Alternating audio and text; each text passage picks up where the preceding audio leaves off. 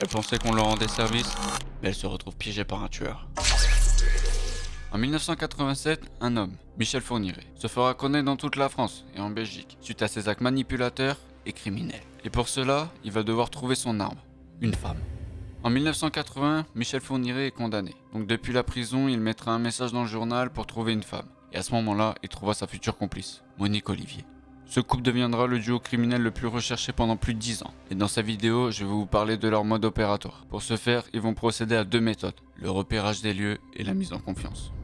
Michel Fourniret avait une approche planifiée et répétitive. Il ne passait pas à l'acte au hasard. Dans un premier temps, ils doivent trouver un lieu, une école ou un arrêt de bus. Un recueil parfait pour trouver la personne qui se fera piéger. Ensuite, aborder leur victime avec une attitude calme et banale, en demandant leur chemin ou simplement un renseignement. Une approche là où personne pourrait se méfier d'être tombé dans le début d'un piège. Ensuite, ils vont vouloir établir une confiance mutuelle entre eux et la victime. Afin de finaliser leur plan, ils demandent à la jeune fille si elle serait intéressée d'être amenée chez elle. Et si la fille accepte, ils l'emmènent dans un lieu isolé pour l'enfermer et ensuite passer à l'acte. Et si les personnes tombaient aussi facilement dans le panneau, c'est parce que Monique alias la femme de Michel jouait un rôle crucial dans leur échange. Sa présence apportait une mise en confiance, un moyen de rassurer qu'elle n'était pas seule. Mais malgré leur plan presque parfaitement ficelé, tout ne se passera pas comme prévu. Après 11 victimes et plus de 10 ans d'activité, en 2023, Michel Fourniret tente une énième tentative d'enlèvement. Une jeune femme nommée Marie-Angèle, qui fera absolument basculer le cours des choses. Notre criminel va tenter de l'enlever de force, mais elle va résister. Pour lui, aucun moyen de la maintenir à ses côtés. La victime va prendre la fuite